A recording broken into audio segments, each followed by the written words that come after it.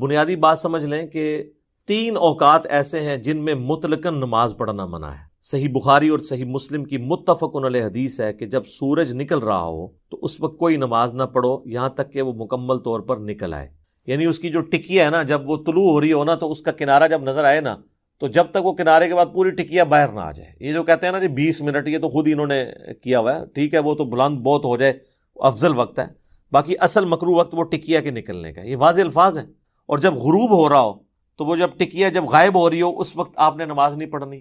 اور تیسرا وقت ہے جب وہ سینٹر میں ہو، بخاری مسلم کے الفاظ ہیں، یعنی اگر صبح سورج جو ہے وہ نکل رہا ہے نا آج کل آلموسٹ 6:20 پہ، اور غروب ہو رہا ہے سپوز 5:20 کے اوپر، تو اس پورے ان دونوں ٹائم کے درمیان جو یہ بن رہے ہیں آپ کے 11 گھنٹے، اس کا جو سینٹر کریں گے نا تو وہ ایگزیکٹ سینٹر میں جب سورج ہوتا ہے نا تو اس کو کہتے ہیں دحوہ کبریٰ، اس وقت بھی نماز پڑھنا منع ہے۔ اور جیسے ہی وہ زوال کرتا ہے مغرب کی طرف، زوال ویسے ہم غلط العام ہو گیا ہے، زوال تو کہتے ہی زور کے ٹائم کو ہے، زوال کہتے ہیں سورج کے گرنے کو، جیسے وہ مغرب کی طرف گرتا ہے نا تو وہ زور کا وقت داخل ہو جاتا ہے، اسے کہتے ہیں زوال آفتاب۔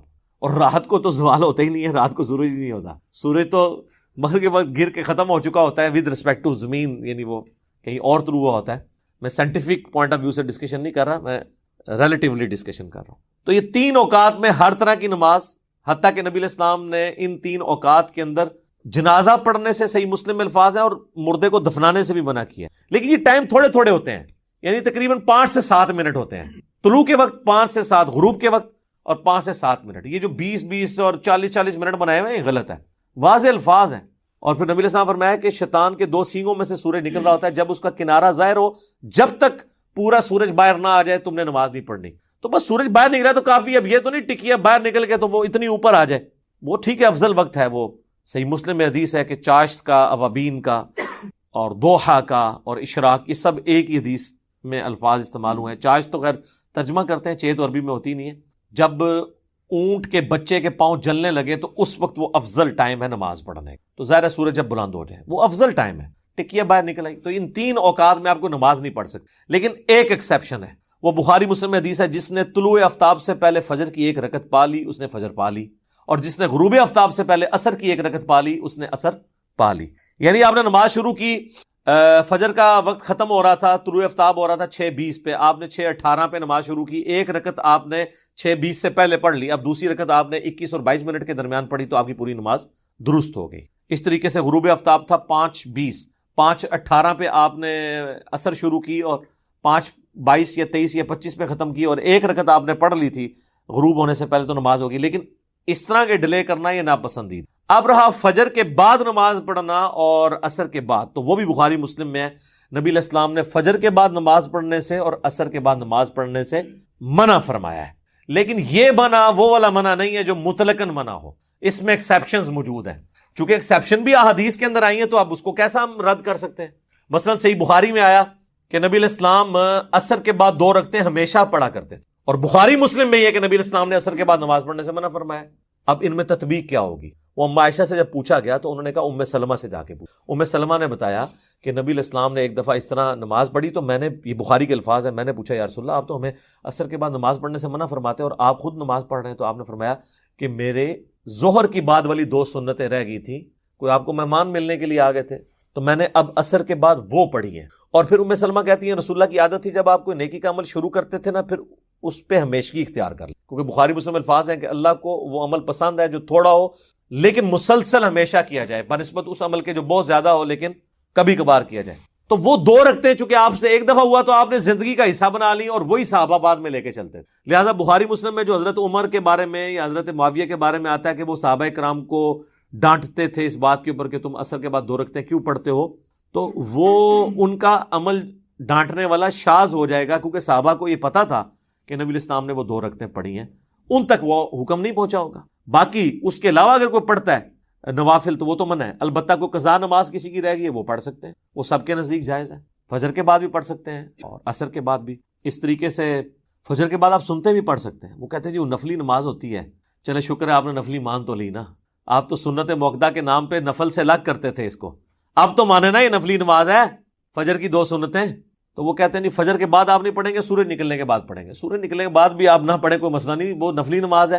بہرحال وہ حدیث ایک ہے جو اس کو سپورٹیو ہے، وہ جامعہ ترمذی میں کمزور سند ہے، صحیح ابن حبان میں، المستدرک للحاکم میں، صحیح ابن خزیمہ میں موجود ہے. نبی علیہ السلام فجر پڑھ کے نکلے تو آپ نے دیکھا ایک شخص 2 رکعتیں پڑھ رہا ہے، تو آپ نے اسلام پھیرنے کے بعد اس سے پوچھا کہ بھئی یہ تو نے کون سی نماز پڑھی ہے؟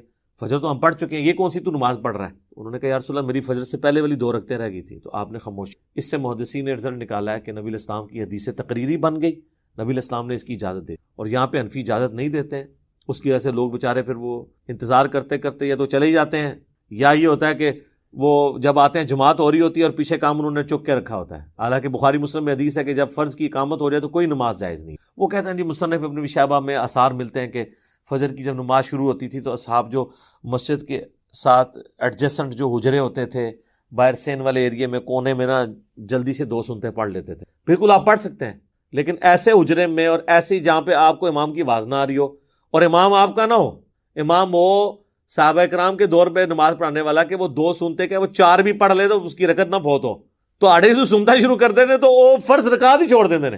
ٹھیک ہے، تو آپ باتیں بول لیتے ہیں تو آپ یہ دیکھا کریں کہ بھئی جب بعد کا آپشن موجود ہے آپ نے جان بوجھ کے کام شروع کرنا ہے. دوسری طرف اہل حدیث بھی غلطی کرتے ہیں، انہوں نے روٹین بعد والی بنائی ہوئی ہے، جان بوجھ کے لیٹ ہو جاتے ہیں، سستی کر کے بعد میں پڑھ سکتے ہیں، وہ بھی ایک دوسری. باقی یہ 3 اوقات ہیں جو اصل میں مکروہ ہے، سورج نکلتے وقت، سینٹر میں، اور غروب ہوتے وقت. رات کو کوئی مکروہ وقت نہیں ہے، پوری رات آپ نماز پڑھ سکتے ہیں. بخاری مسلم میں حدیث ہے، بخاری میں تو امام بخاری نے صرف چیپٹر کی ہیڈنگ میں لیا ہے کہ عشاء کا وقت رات تک رہتا ہے، آدھی رات تک، لیکن یہ افضل وقت ہے. عشاء کا وقت فجر تک رہتا ہے، کیونکہ شرح مانی الاثار جسے طحاوی شریف کہتے ہیں اس میں حضرت ابو ہریرہ کا قول ہے، اور حضرت ابو ہریرہ نماز کے اوقات روایت کرنے والے صحابہ میں سے ہیں. وہ کہتے ہیں کہ عشاء میں افراط یہ ہے کہ کوئی شخص اتنی لیٹ کر دے کہ فجر کا وقت داخل ہو جائے، اس سے پہلے اگر وہ عشاء پڑھ لیتا ہے تو اس کی نماز درست ہے. لہذا امام حنیفہ کا موقف درست ہے کہ آپ عشاء کو فجر سے پہلے پڑھ سکتے. افضل یہ کہ آدھی رات سے پہلے پڑھ لیں. اور افضلیت تو پھر میرے بھائی بخاری مسلم میں حدیث ہے کہ اگر مجھے امت کا خیال نہ ہوتا تو میں عشاء میں تاخیر کا حکم دے دیتا، تو تاخیر تو کوئی نہیں کرتے. ایون سعودی عرب میں تو آپ دیکھیں ایگزیکٹ 1.5 گھنٹہ انہوں نے فکس کیا ہوا ہے، اذان مغرب کے ایگزیکٹ 1.5 گھنٹے بعد اذان عشاء ہوتی ہے. یعنی آپ مغرب کی نماز پڑھ کے فارغ ہوتے ہیں تو آلموسٹ 35-40 منٹ کے بعد عشاء کی اذان ہو جاتی ہے. باقی تو وقفے میں گزر جاتا ہے نا، کیونکہ وہ نماز بھی ان کی لمبی ہوتی ہے نا. تو اس لیے آپ دیکھیں مغرب سے عشاء لوگ اعتکاف کرتے ہیں حرمین کے اندر، مکے میں اور مدینے کے. تو اب ان سے کوئی پوچھے کہ افضل وقت ہے تو وہ کہیں گے یار ہم وہ افضل ہی ہے نا، کیا مطلب ہم تو امت کی آسانی دیکھ رہے ہیں. اور دوسری طرف فجر کی نماز یہ اندھیرے میں پڑھاتے ہیں، اور اگر کوئی تھوڑا سا لیٹ پڑھ لے کہتے ہیں اس نے سنت چھوڑ دی ہے. تو وہاں نہیں آپ کو خیال آتا، عشاء پہ آپ کو سنت آپ چھوڑتے ہیں، فجر پہ حنفی چھوڑ دیتے ہیں. بھائی سنت یا افضلیت کو آپ فرض کے درجے میں نہ لے کے جائیں، خام خواہ مصیبت کھڑی کی ہوئی ہے. نمازوں کے جو اوقات ہیں نا جی، اللہ کا شکر ہے ہمارے پاس ٹائم ٹیبل ہے، مسجد میں گھڑیاں لگی ہوئی ہیں، اسلام 360 کے اندر موجود ہے، صلاۃ ٹائم کے اوپر مسلم پرو سافٹ ویئر ہے اس کے اندر موجود ہے. بلکہ آپ گوگل میں بھی جا کے لکھیں تو آپ کو ایگزیکٹ ٹائم مل جاتا ہے، فجر کا وقت اس ٹائم داخل ہو رہا ہے، ایگزیکٹ آپ کو منٹس تک مل جاتے ہیں. اب تو بڑی آسانی ہو گئی ہے. پرانے زمانوں میں مسئلے تھے کہ وہ ان کو دھوپ گھڑی بنانی پڑتی تھی، باقاعدہ چھتوں کے اوپر دھوپ گھڑیاں بنائی ہوتی تھیں، اور چیک کرتے تھے کہ ہاں جی جو بخاری مسلم میں حدیث آتی ہے کہ بھئی آپ نے نماز کس ٹائم پڑھنی ہے. جب سینٹر میں سورج پہنچتا ہے نا، جو میں نے دعوی کبریٰ بتایا، جیسے ہی زور کی طرف یعنی زوال ہوتا ہے تو زور کا وقت شروع ہوتا ہے.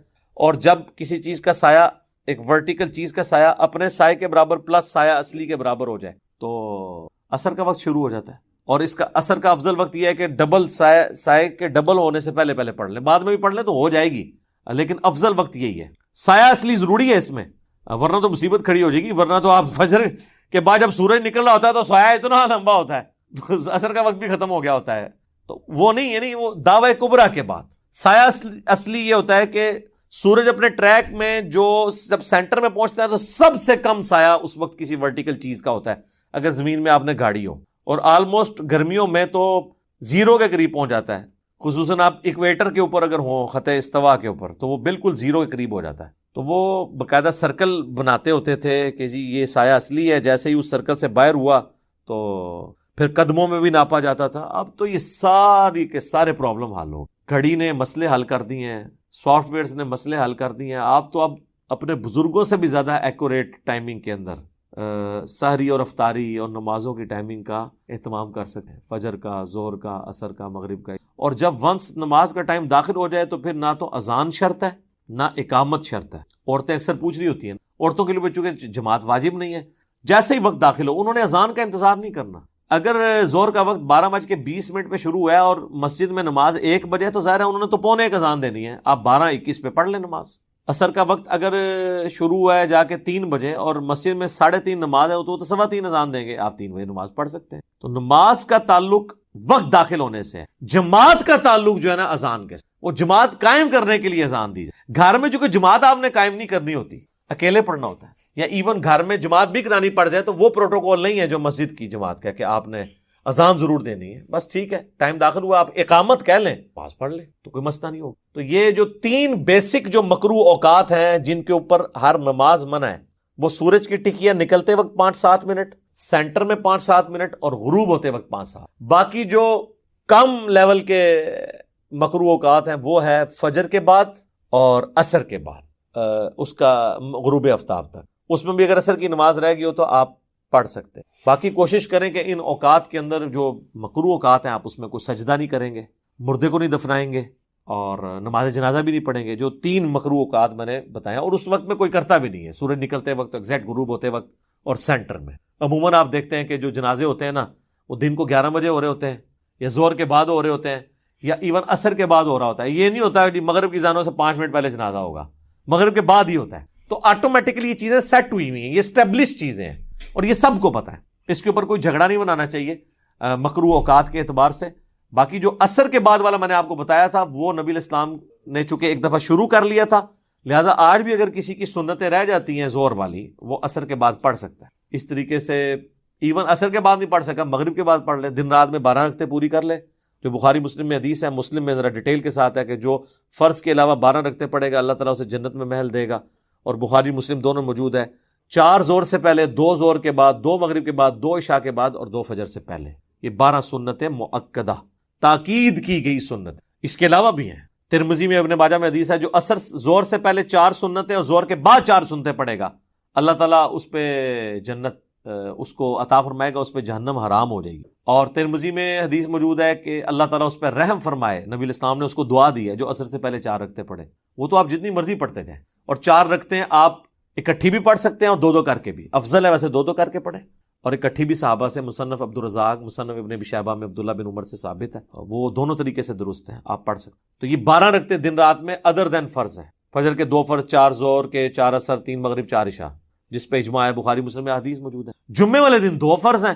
جمعے سے پہلے جتنی مرضی رکھتے ہیں آپ پڑھیں, جب خطیب ممبر پہ چڑھ جائے پھر 2 رکھتے ہیں, بخاری مسلم. اور خطیب ممبر پہ نہیں چڑھا تو بخاری مسلم میں جو جتنا اللہ توفیق دے پڑھو, اور بعد میں 4 رکھتے ہیں. مسلم شریف کے الفاظ ہیں, جس نے جمعے کے بعد نماز پڑھنی وہ 4 رکھتے ہیں. 2 کر کے بھی پڑھ سکتے ہیں, 4 اکٹھی بھی پڑھ سکتے ہیں. یہ لیکن یہ ساری نفلی عبادات ہیں, یہ آبلیگیٹری نہیں ہے. میں کہتا ہوں جو بیچاری بچے پالنے والی عورتیں ہیں, ان کے لیے تو فرض پڑھنا بھی مشکل ہو جاتا ہے. تو ان کے لیے کہ وہ صرف فرض پڑھیں اور نمازوں کو جمع کر لیں, اور جمع سوری کر لیں, جس پہ کسی کا اختلاف نہیں. یعنی زور آخری وقت میں, عصر پہلے وقت میں, مغرب آخری وقت میں, عصر پہلے وقت میں. یعنی آج کل اگر سپوز عصر کا وقت شروع ہو رہا ہے 3 بجے, 2:50 پہ زور پڑھ لیں, 3 بجے عصر پڑھ لیں, ایک ہی وضو سے دونوں پڑھ لیں. اور غروب آفتاب ہو رہا ہے 5:20 پہ, اور اس کے بعد عشاء کا وقت داخل ہو رہا ہے 7 بجے تقریباً, یا 6:45 بجے, تو وہ 6:30 مغرب پڑھ لیں, 7:45 عشاء پڑھ لیں. تو قریب قریب کر کے, اس کو کہتے ہیں جمع سوری. جمع تقدیم اور جمع تاخیر بھی کر سکتی ہیں. زور کے ساتھ ہی عصر پڑھ لیں, اور عصر کے وقت میں جا کے پہلے زور پھر عصر پڑھیں. مغرب عشاء کو بھی اس طریقے سے جمع کیا جا سکتا ہے. چلیں اس پہ تو پھر کسی کو تھوڑے بہت ایزا ہو جاتا ہے, لیکن جمع سوری پہ تو سب کا اتفاق ہے کہ وہ اپنے اپنے وقت میں نماز پڑھ رہے ہو. یہ آسانیاں آپ دیں لوگوں کو, تو آپ دیکھیں لوگوں نے تو نماز شروع کر دی ہے. کئی عورتیں انہوں نے نماز شروع کر دی کہ جی یہ تو نماز بڑی آسان ہو گئی پڑھنی. جب آپ دن رات میں 17 رکھتے ہیں ٹوٹل جو اللہ نے آپ سے پوچھنی ہے, اور آپ نے صرف عشاء کی 17 بتائی ہوئی ہے. سر یہ ایک دن عشاء کی 17 رکھتے کو پڑھے گا, دوسرے دن تو کہے گا یار واقعی نماز بہت مشکل کام ہے. تو ہم یہ پوچھتے ہیں صحابہ کرام یہ ساری پڑھتے تھے؟ صحابہ کرام تو اتنے اسٹرکٹ تھے. بخاری اور مسلم دونوں میں حدیث ہے, عبداللہ بن عمر نے سفر میں 2 فرض پڑھے زور کے, 2 عصر کے, اور اپنے خیمے میں واپس آئے تو دیکھا لوگ جو ہے نا ابھی بھی نماز پڑھ رہے. تو آپ نے کہا یہ لوگ کیا پڑھ رہے ہیں؟ کہا کہ جی سنتے ہیں پڑھ رہے ہیں, انفی ہے یہ میں نے کہا ہے. یہ بخاری مسلم الفاظ ہیں. حضرت عبداللہ بن عمر کہتے ہیں کہ یار اگر یہ سنتے ہی پڑھنی ہوتی تو میں زور کے 4 فرض نہ پڑھ لیتا جو میں نے 2 پڑھے ہیں. کٹی وٹی پھکی دی تھی انہوں نے کہ اللہ نے فرض کٹا کے 4 تو 2 کرتے نے, تسی سنتا نال پھر بھی جوڑیاں ہوئی ہیں نے. تو یہ مسئلے شروع. پھر انہوں نے بتایا کہ میں پوری زندگی حضور کے ساتھ رہا ہوں، حتیٰ کہ حضور کی وفات ہوگی آپ سفر میں 2 رکعتیں ہی پڑھتے تھے. پھر حضرت ابوبکر کے ساتھ رہا، حضرت عمر کے ساتھ رہا، سب سفر میں 2 رکعتیں ہی پڑھتے تھے، سوائے مغرب کے وہ 3 ہیں. سنتے صرف جواز ہے، نفلی عبادت ہے، لیکن یہ اس کو اتنی مصیبت کھڑی کی ہوئی ہے. سنتوں کو تو چھوڑ دیں، اس سے چھوٹی چیز تراویح ہے. وہ کہتے ہیں جو تراویح نہ پڑھے اس کا روزہ نہیں ہے. ہم کہتے ہیں یہ کہاں لکھا ہے؟ کہتے ہیں ہم نے تو بتایا نہیں تھا، یہ تو تم خواہ الزام لگاتے ہو. یہ کہتے ہیں جی وہ بغلوں میں بت رکھ کے آتے تھے اس لیے رفع دین ہوتا تھا. ہم نے کہا یہ کہاں لکھا ہوا ہے؟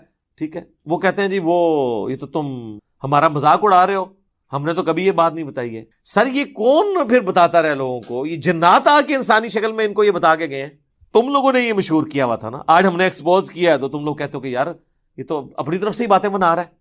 اپنی طرف سے نہیں بنا رہے، یہ آپ لوگوں نے کہانیاں لوگوں کو کرائی تھی، لوگوں کو مصیبت میں ڈالا تھا.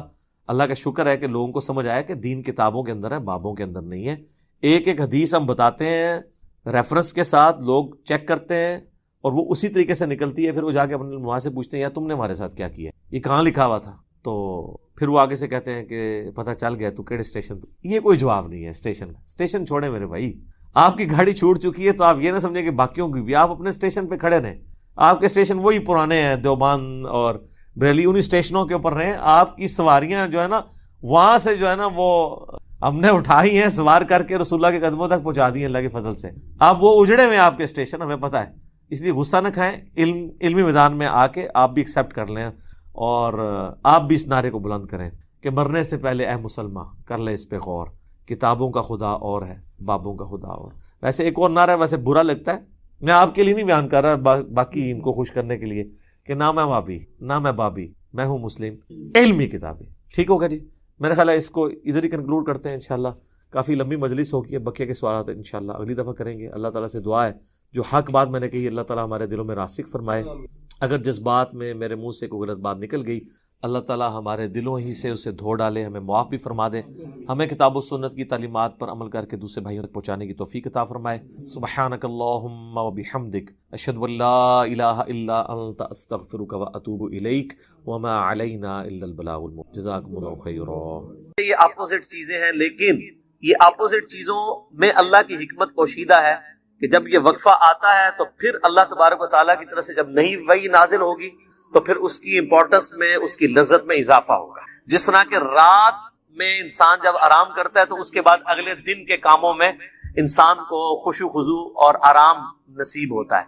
اس طریقے سے یہ جو وحی کا فترت کا پیریڈ ہے، اس پیریڈ کو نیگیٹو نہ لیا جائے، بلکہ اس کے بعد جب نئی وحی نازل ہوگی تو پھر تمہاری روحانیت میں مزید اضافہ ہوگا. آپ صلی اللہ علیہ وآلہ وسلم کو بڑے محبت کے انداز میں اس میں تسلی دی جا رہی ہے.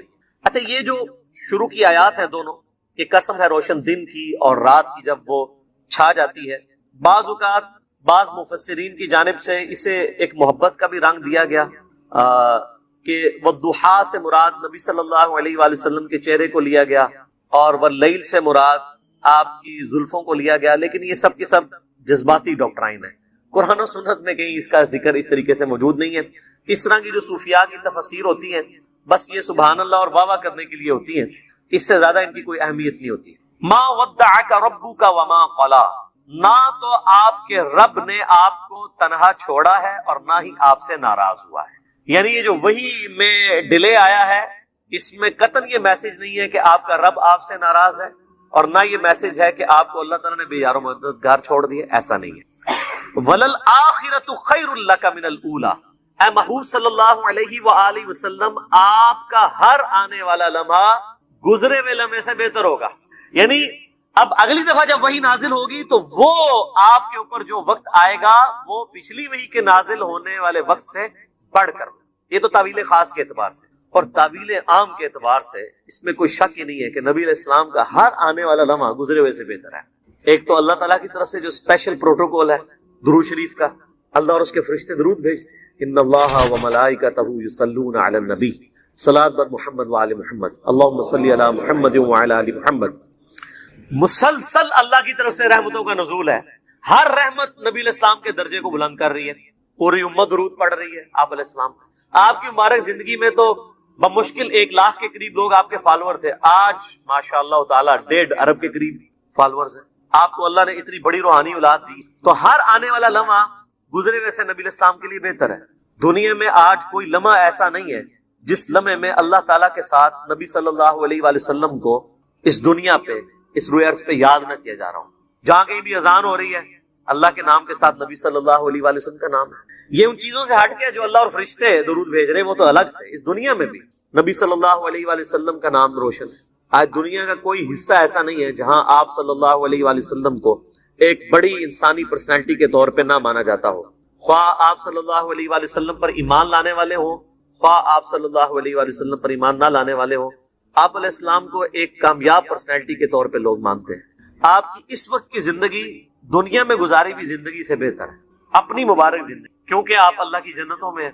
پھر قیامت کے دن کی زندگی اس زندگی سے بہتر ہوگی، کیونکہ قیامت کے دن کے مہمان خصوص عسى ان يبعثك ربك مقاما محمودا، جو سورہ بنی اسرائیل میں آیا کہ ایک وقت آئے گا اے نبی ہم آپ صلی اللہ علیہ وآلہ وسلم کو ایسے مقام پر فائز کریں گے جہاں ہر شخص آپ کی حمد بیان کرے گا. مقام محمود، محمود کہتے ہیں جس کی حمد کی جائے، جس کی تعریف کی جائے.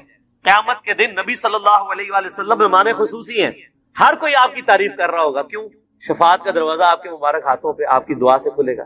اور وہ قیامت کے دن کا جو آپ کا پروٹوکول آپ کو ملے گا وہ آپ کی دنیا میں گزاری ہوئی زندگی، عالم برزخ میں گزاری ہوئی زندگی سے بھی بڑھ کر ہو، اور پھر اس سے بھی بڑھ کے جنت الفردوس میں. جو بخاری و مسلم میں حدیث ہے، نبی صلی اللہ علیہ وآلہ وسلم نے فرمایا کہ اللہ تعالیٰ نے جنت میں ایک اعلیٰ ترین مقام رکھا ہے اور اس کا نام بھی مقام محمود ہے. میں اللہ سے امید کرتا ہوں کہ وہ مقام مجھے ہی ملے گا، اور جو شخص میرے لیے اذان کے بعد اس مقام کی دعا کرے میری شفاعت اس کے لیے حلال ہو جائے. تو ہم وہ دعا کرتے ہیں نا جو صحیح بخاری میں آئی ہے، اللہم رب هذه الدعوة التامة والصلاة القائمة آت محمدا الوسیلة والفضیلہ وابعثه مقاما محمودا الذی وعدتہ.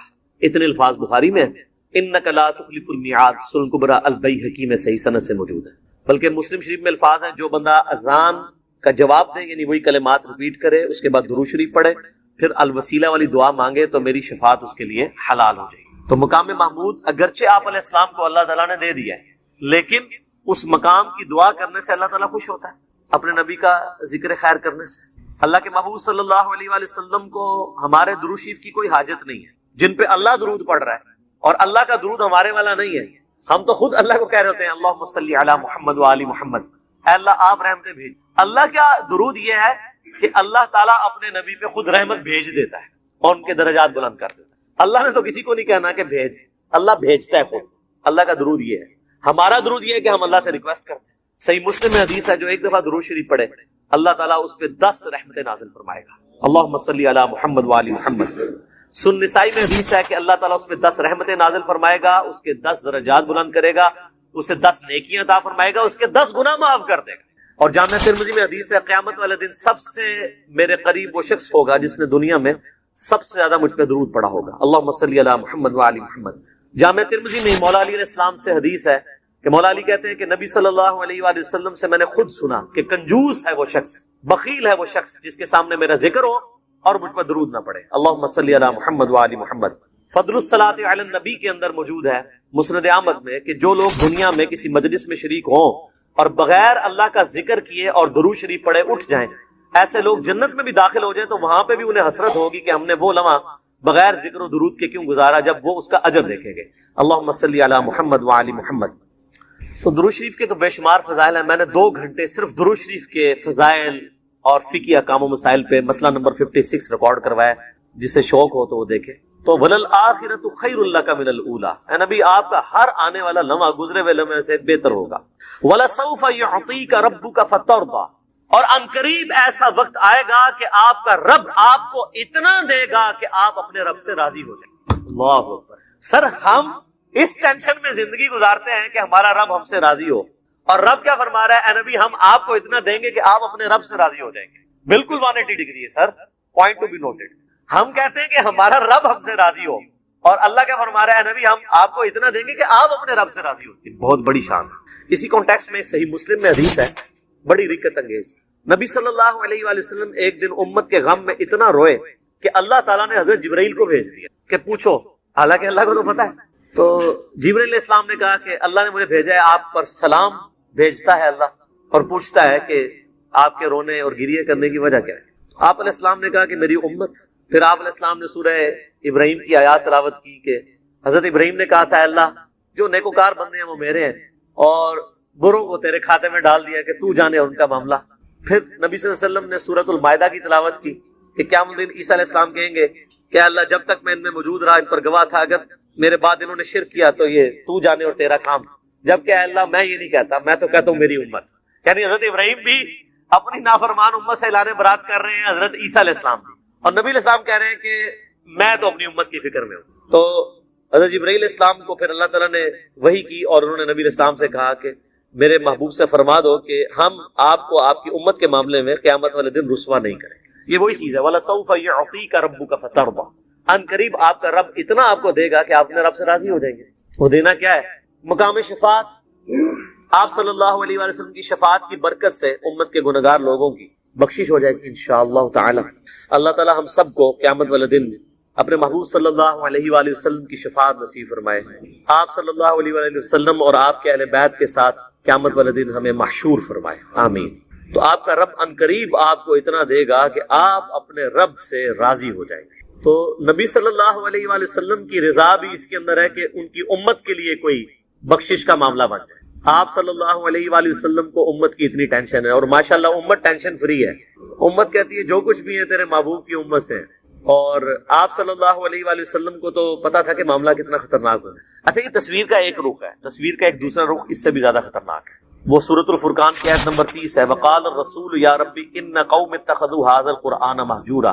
قیامت والے دن نبی صلی اللہ علیہ وآلہ وسلم شکایت کریں گے کہ اے اللہ میری امت نے قرآن کو پیٹھ کے پیچھے ڈال دیا۔ نبی علیہ السلام نے اپنی امت کی شکایت بھی لگانی ہے جنہوں نے قرآن کو چھوڑ دیا، قرآن کی تعلیمات سے روگردانی کر دی۔ اسی لیے آپ دیکھیں کہ نبی علیہ السلام نے حجۃ الوداع کے موقع پر بھی فرمایا قرآن اور سنت، غدیر خم پہ فرمایا قرآن اور اہل بیت۔ قرآن کو آپ نے کہیں نہیں چھوڑا، اور فرمایا قرآن میں ہدایت ہے، نور ہے، یہ اللہ کی رسی ہے، اسے پکڑو، جو اسے پکڑے گا وہ ہدایت پہ ہوگا، جو چھوڑ دے گا وہ گمراہ ہو جائے۔ تو آپ علیہ السلام کو اللہ تعالیٰ ہمارے ہم قیامت والے دن اتنا دیں گے کہ آپ اپنے رب سے راضی ہو جائیں گے۔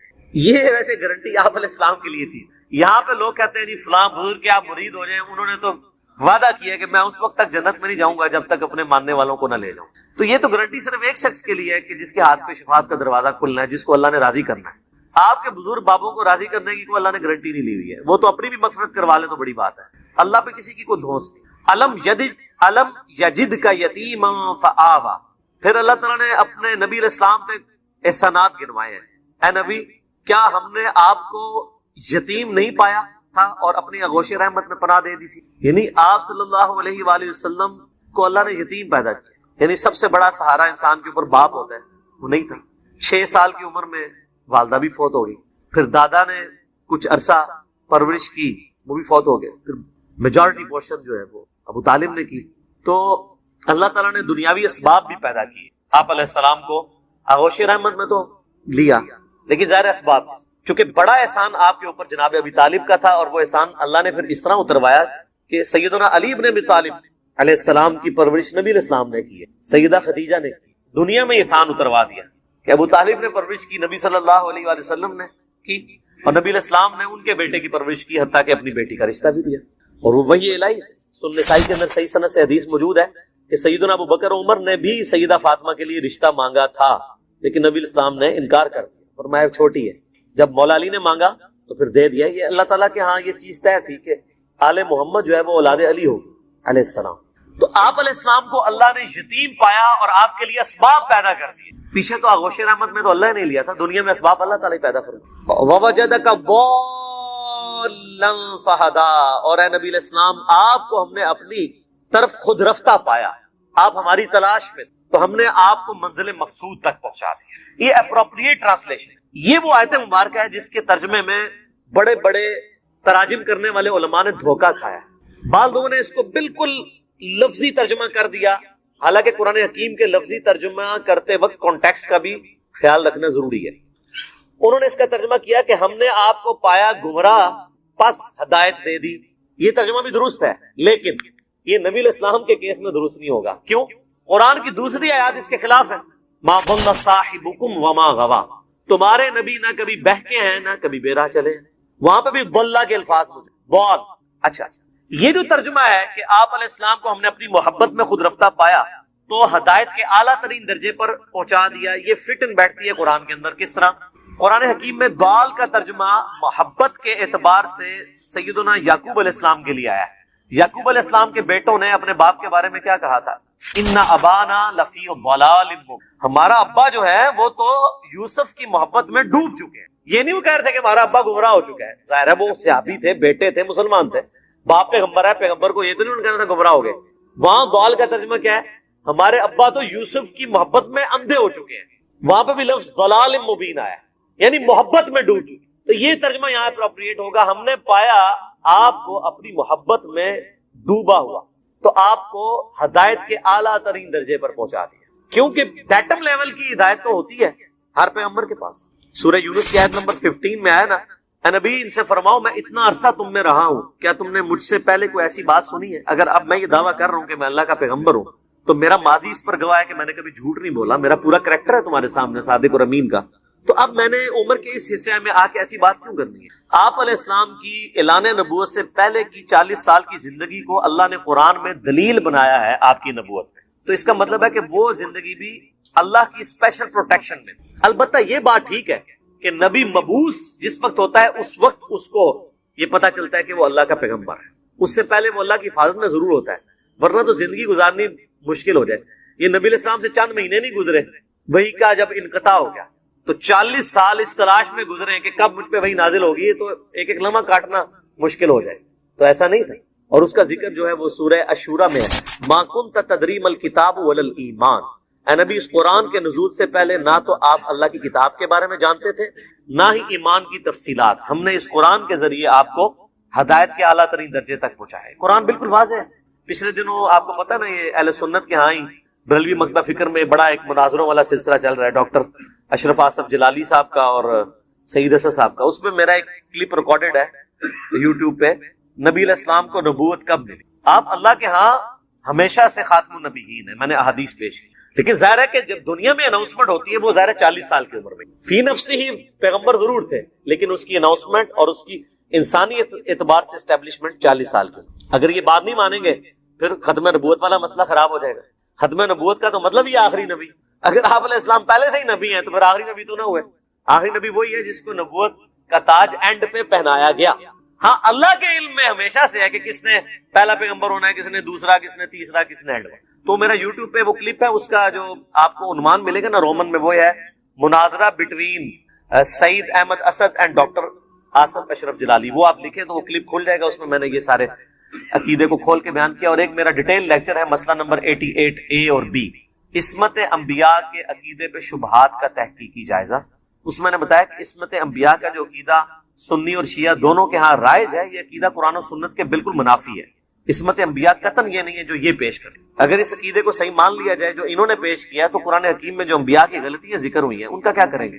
حضرت آدم علیہ السلام کی غلطی، حضرت نوح علیہ السلام کے کافر بیٹے کے لیے دعا کرنے کی غلطی اور قرآن میں معافی مانگنا، حضرت موسیٰ علیہ السلام سے ایک بندے کا قتل ہو جانا اور اس کے اوپر آپ کی شرمندگی، خود نبی علیہ السلام کے بارے میں 4 جگہ آیا منافقین کے جنازہ پڑھنے کے اوپر جو آپ کے اوپر اللہ تعالیٰ نے گرفت فرمائی، منافقین کو غزوہ تبوک پہ چھوڑے جانے پر تو حضور تو الفاظ ہیں نبی اللہ آپ کو معاف کرے، آپ نے کیوں منافقین کو جانے دیا؟ پھر غزوہ احد کے موقع پہ جو آپ کی زبان سے بد دعا نکل گئی تھی تو اللہ تعالیٰ نے سورہ آل عمران میں لیس لک امر من الشیء لیس لک من الامر شیء، اے نبی آپ کو کسی معاملے میں اختیار نہیں ہے، اللہ چاہے تو ان کو ہدایت دے دے، ان کو ہدایت بھی مل گئی۔ تو عصمت انبیاء کا عقیدہ یہ ہے کہ نبی گناہ سے محفوظ ہوتا ہے، لغزش، خطا اور غلطی ہو سکتی ہے لیکن اس پہ قائم نہیں رہے گا۔ اب نبی اور غیر نبی میں یہ فرق ہے کہ غیر نبی پہ وہی نہیں آنی تو وہ قائم بھی رہ سکتا ہے، ہو سکتا ہے وہ ہٹدرمی کی وجہ سے توبہ بھی نہ کرے، لیکن نبی کا معاملہ یہ ہوگا کہ اگر کہیں پہ کوئی اس طرح کا ایرر آئے گا تو اللہ کی طرف سے اصلاح ہو جائے گی۔ اس لیے نبیوں کو ہم معصوم اس حوالے سے مانتے، وہ والا معصوم نہیں جو انڈیا پاکستان بنگلہ دیش میں سنی اور شیعہ دونوں کے مولویوں نے اور تقریباً اجماع ہی کیا ہوا ہے اس کے اوپر اور کہانیاں کرائی ہوئی ہیں، تو وہ جب قرآن لوگ پڑھتے ہیں لوگ کہتے ہیں قرآن میں تو کچھ اور لکھا ہے، اور جا کے جب مولویوں سے پوچھتے ہیں مولوی کہتے ہیں جی آپ جو ہے نبیوں کے گستاخ ہو گئے، کیونکہ وہ جو انہوں نے کہانی کرائی ہے اس کہانی سے ہٹنا نہیں چاہتے۔ بھئی عقیدہ وہ ہے جو قرآن میں ہے، باقی تو سب آپ کے مولویوں کی لکھی ہوئی کتاب ہے نا۔ 2 گتوں کے درمیان جو کتاب ہے جو حجۃ الوداع پہ غدیر خم پہ نبی علیہ السلام نے دیے وہ تو یہ کتاب ہے۔ تو اس میں احمد بریلوی صاحب نے ترجمہ بالکل ٹھیک کیا ہے، مولانا مودودی کا ترجمہ بھی بالکل ٹھیک ہے، ڈاکٹر اسرار صاحب نے بھی ترجمہ بالکل ٹھیک کیا ہے کہ آپ کو اپنی محبت میں سرگرداں پایا، خود رفتہ پایا تو آپ کو منزل مقصود تک پہنچا دیا۔ وَوَجَدَكَ عَائِلًا فَأَغْنَى، ہم نے آپ کو حاجت مند پایا تو غنی کر دیا۔ آپ دیکھیں یہ غنی سے مراد یہ نہیں کہ آپ کو مال و دولت بہت مل گئی، آپ کے اندر غنا تھی، اور زہد کی زندگی میں بھی آپ صلی اللہ علیہ وآلہ وسلم کی مبارک زبان پر کبھی شکوہ نہیں آیا، طبیعت میں غنا تھی، جو کچھ ہوتا تھا وہ لوٹا دیا کرتے تھے. اور یہ غنا آپ کو پھر آگے آل محمد میں بھی نظر آئے گا، وہ سارا رنگ اور جھلک نظر آئے گی. دنیا کو 3 طلاقیں دی ہوئی. اسی لیے آپ دیکھیں نا کہ عقیل ابن ابی طالب جو تھے صحابی ہیں، حضرت علی کے بھائی ہیں، یہ حضرت علی سے ناراض ہو کے امیر شام کی طرف چلے گئے تھے، کیونکہ حضرت علی تو وظیفے نہیں کھلا سکتے تھے ان لوگوں کو، وہ تو بیت المال سے ذرا بھی یعنی مس یوز نہیں اسے ہونے دے. تو آپ کے اپنے رشتہ دار بھی آپ سے ناراض تھے اس معاملے، کیونکہ انہوں نے نبی علیہ السلام کی تربیت میں رہے تھے، ان کو پتا تھا. بخاری اور مسلم میں حدیث ہے، سیدہ عائشہ کہتی ہیں کہ حضور کی وفات تک محمد اور آل محمد کا یہ حال تھا کہ بعض اوقات 1 مہینہ، بعض اوقات 2 مہینے، بعض اوقات 3 مہینے تک ہمارے گھروں میں چولہا نہیں جلتا تھا، ہوتا ہی نہیں تھا کچھ پکانے کے لیے. 2 کالی چیزوں پہ، کھجور اور پانی کے اوپر گزارا ہوتا تھا. کھجوریں بھی یہ نہ سمجھیے گا کہ کوئی ٹوکروں کے ٹوکرے تھے کھجوروں کے، 2 کھجوریں صبح 2 شام کے وقت، 1 میٹھا پانی کا پیالہ صبح اور 1 شام کی وقت، کیونکہ وہاں پہ تو میٹھا پانی بھی ایشو تھا نا، کیونکہ ریگستان میں تو پانی بھی آپ کو کئی کلومیٹر سے بھر کے لانا پڑتا تھا. یہ تو ہم جناب 25 فٹ کے اوپر جیلوں میں واٹر ٹیبل ہے، 30 فٹ پہ آپ پانی نکال دیتے ہیں. آج بھی ہمارے جو ریگستانی علاقے ہیں آپ چلے جائیں وہاں پہ کیا صورتحال ہے. آج بھی عورتیں 10-10 12-12 کلومیٹر روزانہ پیدل چل کے مٹکوں میں پانی لے کے آتی ہیں، اور پانی بھی کوئی صاف ستھرا نہیں ہوتا، گدلے ہی ہوتا ہے. یہ جو بیلٹ ہے یہ تو آپ سمجھیں کہ آپ یورپ میں رہ رہے ہیں، جو لاہور سے لے کے پنڈی تک ہے، یہ تو جنت کا ٹکڑا ہے پاکستان میں جہاں ساری چیزیں اویلیبل ہیں. باقی آپ ذرا جنوبی پنجاب کی طرف نکل جائیں تو دیکھیں لوگوں کی کیا صورتحال ہے، سندھ میں چلے جائیں اس سے بری صورتحال ہے. تو آپ کو ہم نے حاجت مند پایا تو غنی کر دیا، ایسا غنی کیا ہے کہ درویشی کی زندگی ہے، لیکن آپ دیکھ لیں کہ طبیعت میں غنا ہے.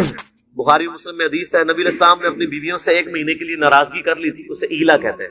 گھر کی چھت پہ چلے گئے، سیدنا عمر ملنے کے لیے گئے، بڑی لمبی حدیث ہے. تو سیدنا عمر کہتے ہیں میں نے حضور علیہ السلام کو اس حال میں دیکھا کہ آپ کے جسم مبارک پہ چٹائی کے نشانات تھے، یعنی صرف تہمت باندھی ہوئی تھی، اوپر چادر بھی تھی، اور گھر کے کونے میں ایک چھوٹا سا مشکیزہ لٹک رہا تھا. بس یہ ٹوٹل آپ کی یعنی گھر کے اندر ایسٹس تھے. تو سیدنا عمر نے رونا شروع کر دیا کہ یا رسول اللہ کیسر و کسرا تو دنیا کے مزے لوٹ رہے ہیں اور آپ تو اللہ کے نبی ہیں. تو آپ علیہ السلام نے بڑا سخت جملہ بولا. آپ فرمایا عمر لگتا ہے کہ دنیا کی حقیقت ابھی بھی تجھ پہ نہیں کھلی، کیا تو اس بات پہ راضی نہیں ہے کہ کیسر و کسرا دنیا کے مزے لوٹیں اور ہم آخرت کی سعادت. پھر بخاری مسلم کی حدیث ہے مجھے یہ خطرہ نہیں تم میرے بعد بھوکے مرو گے، مجھے یہ ڈر ہے کہ دنیا کے خزانے تم پہ کھول دیے جائیں گے اور تم پھر دنیا کے محبت میں گرفتار ہو کے ایک دوسرے کو قتل کرو گے اور تم بھی اسی طریقے سے تباہ و برباد کر دیے جاؤ گے جس طرح کے اگلی امت. اور یہی آپ دیکھنے ہوا ہے، یعنی مسلمان جب تک غریب تھے کوئی آزمائش نہیں تھی، جب رومن اور پرشین امپائر کے خزانے ان کے پاس آئے تو پھر ظاہر لائف سٹائل ہی بدل گیا، معاملات بگڑنا شروع ہو گئے. تو ایسا اللہ نے غنی کیا کہ آپ کی امت کو بھی بھوکا نہیں مرنے دیا. فَأَمَّا الْيَتِيمَ فَلَا تَقْهَرْ. تو اب اللہ تعالیٰ اپنے نبی علیہ السلام سے فرما رہا ہے ہم نے دیکھیں آپ کے ساتھ کیا کیا کیا، ہم نے آپ کو یتیم پایا تو آپ کو اپنی آغوش رحمت میں لیا، آپ کو اپنی محبت میں خود رفتہ پایا، ہدایت کی اعلیٰ ترین منزل تک پہنچا دیا، آپ کو ہم نے جو ہے وہ حاجت مند پایا تو غنی کر دیا. تو آپ نے بھی اب یہی کرنا ہے. فَأَمَّا الْيَتِيمَ فَلَا تَقْهَرْ. اب آپ کے پاس بھی اگر کوئی یتیم آئے آپ نے اس کو جھڑکنا نہیں ہے، آپ نے بھی اس کے ساتھ حسن سلوک کرنا ہے. آپ کے رب نے بھی تو آپ کو یتیم پا کے آپ کے ساتھ حسن سلوک کیا ہے. وَأَمَّا السَّائِلَ فَلَا تَنْهَرْ. اور آپ کے پاس اگر کوئی مانگنے کے لیے آ جائے آپ نے اس کو نہیں جھڑکنا. دیکھیں آپ بھی تو سائل تھے ہماری محبت کے، ہم نے آپ کو ہدایت کے اعلیٰ ترین درجے تک پہنچایا. آپ کے پاس بھی کوئی اللہ کے تعارف کے لیے دین سیکھنے کے لیے آئے آپ نے اسے جھڑکنا نہیں ہے. اور دنیاوی اعتبار سے بھی اگر کوئی غریب آ جائے تو آپ نے اس کو بھی نہیں جھڑکنا. وَأَمَّا بِنِعْمَتِ رَبِّكَ فَحَدِّثْ. اور اپنے رب کی نعمتوں کا خوب چرچا کیا کرے. اور یہ ظاہر ہے کہ پیغمبر کی خوبی ہوتی ہے کہ اللہ کی نعمتوں کا وہ چرچا کرتا ہے کہ مجھ پہ اللہ کا یہ فضل. ھذا من فضل ربی. پیغمبر یہ نہیں کہتا کہ حضرت صاحب کی دعا سے نگاہ مرشد، یہ نہیں ہوتا. پیغمبر کہتا ہے ھذا من فضل ربی، یہ میرے رب کا فضل. تو آپ اپنے رب کی نعمتوں کا خوب چرچا کیجیے. یہی آیت ہمارے بریلوی بھائیوں اور اہل تشیع بھائیوں کی طرف سے کوٹ کرتے ہیں. میلاد جب وہ منانا شروع کرتے ہیں نا اور اس میں جھنڈیاں اور یہ سب کچھ، وہ کہتے ہیں نہیں قرآن میں ہے کہ اپنے رب کی نعمتوں کا خوب چرچا کرو. تو اس کائنات میں تو ہم پہ سب سے بڑی نعمت اللہ کی جو ہے وہ محمد رسول اللہ ہے صلی اللہ علیہ وآلہ وسلم. لقد من اللہ علی المؤمنین اذ بعث فیہم رسولا. بے شک اللہ کا احسان ہے کہ انہی میں سے ایک رسول ان میں مبعوث کیا گیا. اللہ کا یہ اتنی بڑی نعمت ہے، اس میں کوئی شک نہیں ہے.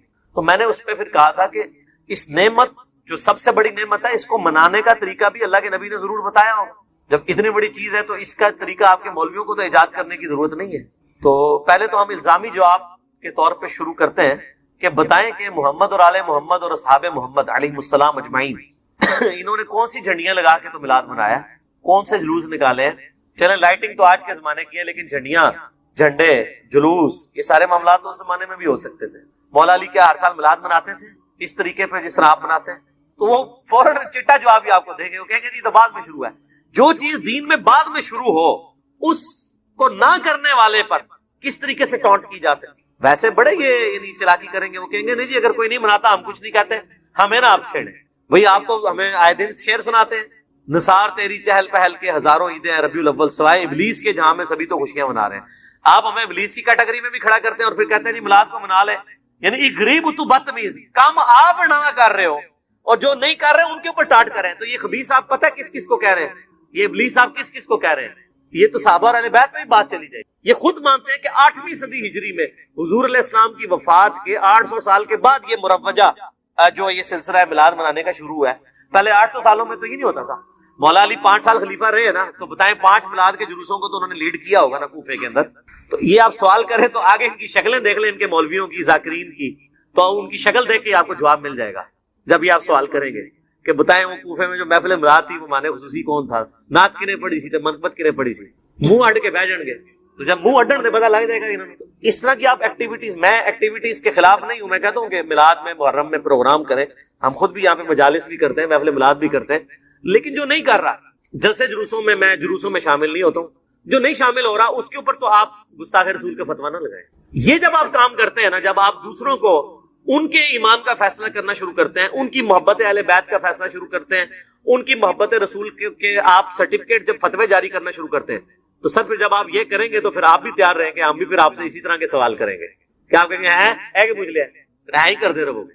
تو میلاد شریف کا مہینہ 1-1.5 مہینے بعد آنے والا ہے. میں نے میلاد کے اوپر ڈیٹیل پچھلی دفعہ مجلس نمبر 34 ریکارڈ کروا دی تھی, گرین پگڑی میں کروائی تھی. تو اس طرح کی یعنی جتنی بھی دلائل یہ پیش کرتے ہیں میں نے سب کے سب اس میں کور کیے تھے. اس کے کلپ لاکھوں لوگوں نے دیکھے, بلکہ میں یہ تحدیث نعمت کے طور پہ فَأَمَّا بِنِعْمَةِ رَبِّكَ فَحَدِّثْ.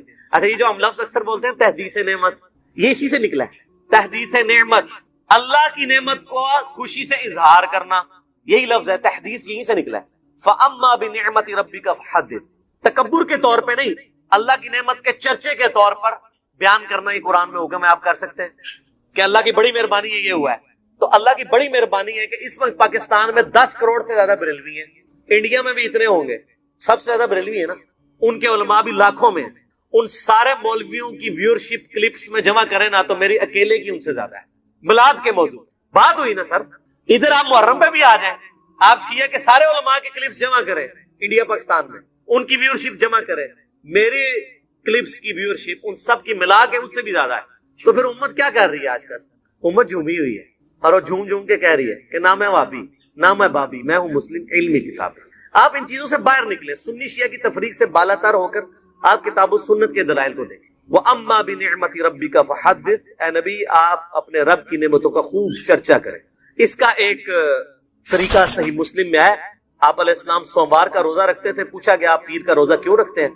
فرمایا فِيهِ وُلِدْتُ وَفِيهِ أُنزِلَ عَلَيَّ. اس دن میری پیدائش ہوئی اور اس دن مجھ پہ قرآن کی وحی پہلی دفعہ نازل ہوئی, تو میں اس کے خوشی کے اظہار کے لیے, یعنی جشن قرآن اور جشن مصطفیٰ صلی اللہ علیہ وآلہ وسلم آپ علیہ السلام سال بعد نہیں مناتے تھے, ہر ہفتے مناتے تھے اور پیر کا روزہ رکھتے. اب رہا یہ جو امت نے جو چیز ایکسپٹ کی ہے اجماع کے طور پہ, وہ بھی بالکل ٹھیک ہے. مستدرک علاقے میں حدیث ہے میری امت کبھی بھی گمراہی پہ جمع نہیں ہوگی. یعنی پوری امت اگر کوئی کام کر رہی ہو, امت کا ایک گروہ نہیں, پوری امت کم از کم اتنی بات پہ متفق ہے کہ میلاد کے مہینے میں نبی صلی اللہ علیہ وآلہ وسلم کا ذکر خیر ہونا چاہیے. بریلوی میلاد مصطفیٰ کانفرنس کر رہے ہیں, دیوبندی سیرت مصطفیٰ کانفرنس کر رہے ہیں, اہل حدیث محمد رسول اللہ کانفرنس کر رہے ہیں, نام مختلف رکھے ہوئے ہیں. شیعہ بھی میلاد مصطفیٰ کانفرنس کر رہے ہیں, کوئی 17 ربیع الاول کو کر رہا ہے, کوئی 12 کو کر رہا ہے, کوئی 9 کو کر رہا ہے, کوئی پورا مہینہ کر رہا ہے. لیکن امت نے اس پہ اتفاق کر لیا کہ میلاد کے مہینے میں میلاد ڈسکس ہونا چاہیے, نبی علیہ السلام کی مبارک زندگی. تو یہ اجماع امت ہے. سن تبرانی میں صحیح سند سے عبداللہ ابن مسعود کا قول ہے کہ جس کو امت اچھا سمجھنا شروع کر دے, امت کا ایک گروہ نہیں, پوری امت, وہ اللہ کے نزدیک بھی اچھے. اب پوری امت اس پہ قائل نہیں ہے کہ آپ میلاد کے موقع پہ ڈول ڈمکے کریں اور مکے مدینے کے ماڈل بنا کے ان کے سامنے دعائیں کریں، عورتوں مردوں کا اختلاط ہو. یہ ایک فرقہ ہی اس کو لے کے چل رہا ہے، پوری امت نہیں اس کو مانتی، پوری امت. اسی طریقے سے محرم کے مہینے میں پوری امت اس پہ متفق ہے کہ محرم کے مہینے میں اہل بیت کا ذکر ہونا چاہیے. بل سن نسائی الکبریٰ کی طرف آئیں، وہ جو حدیث میں بیان کر رہا ہوں. ترمذی میں بھی روایت موجود ہے، لیکن ترمذی والی روایت جو ہے نا کمزور ہے.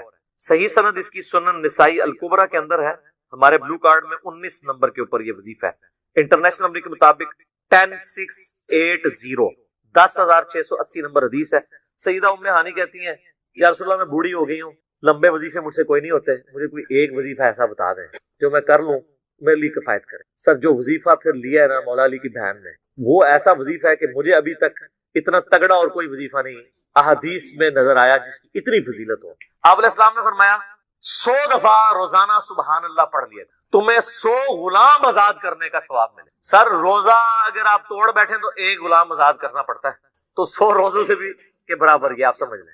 100 دفعہ الحمدللہ پڑھ لیا کرو، تمہیں 100 گھوڑے اللہ کی راہ میں جہاد کے لیے بھیجنے کا ثواب ملے. 100 دفعہ اللہ اکبر پڑھ لیا کرو، تمہیں 100 اونٹ اللہ کی راہ میں بھیجنے کا، قربان کرنے کا، نہر کرنے کا ثواب ملے. 100 اونٹ، سر ایک اونٹ کی قیمت آلموسٹ 2-2.5 لاکھ، کروڑوں روپے کا وظیفہ ہے جی، ملینز آف ڈالرز کا یہ وظیفہ ہے فری میں. اور 100 دفعہ لا الہ الا اللہ پڑھ لیا کرو، یہ زمین و آسمان کے درمیان جتنا فاصلہ ہے اس کو ثواب سے بھر دیں. سر لا الہ الا اللہ کے پھر برابری کون کر سکتا؟ وہ حدیث بطاقہ ہے نا، کاغذ کے پرزے والی حدیث جامع ترمذی میں، کہ ایک شخص کے 99 دفاتر گناہوں کے کھولے جائیں گے اور نامہ مال تول رہا ہوگا، تو اللہ تعالیٰ فرمائے گا میں کسی کے ساتھ ناانصافی نہیں کرتا. دوسری طرف ایک کاغذ کا ٹکڑا ڈالا جائے گا جس پہ لا الہ الا اللہ لکھا ہوگا.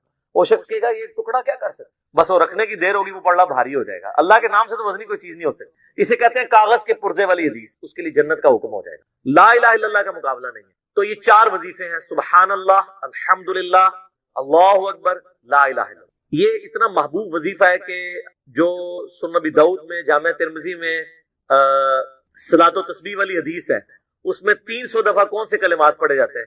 یہی سبحان اللہ والحمدللہ ولا الہ الا اللہ واللہ اکبر. بس اتنا ہی پڑھنا ہوتا ہے. یہ ولا حول ولا قوت الا باللہ کی حدیثیں الگ سے ہیں، لیکن صلاۃ و تسبیح میں اتنا ہی پڑھنا ہوتا ہے، چاروں کلمات. حتیٰ کہ صحیح مسلم میں حدیث ہے، نبی علیہ السلام نے فرمایا یہ 4 کلمات مجھے ہر اس چیز سے بڑھ کر محبوب ہیں جن پہ سورج طلوع ہوتا ہے.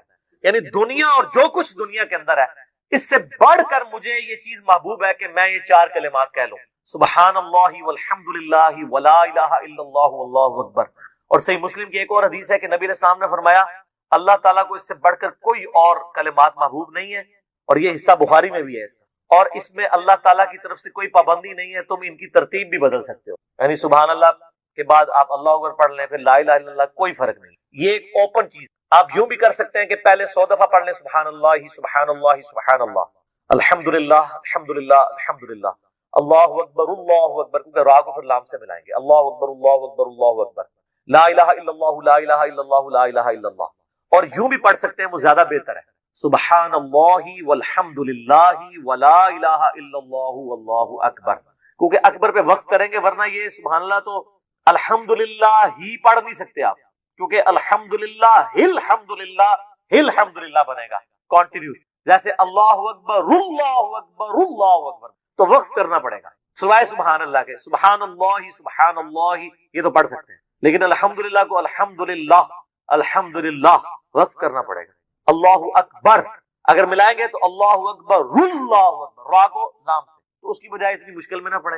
سبحان اللہ والحمدللہ ولا الہ الا اللہ واللہ اکبر،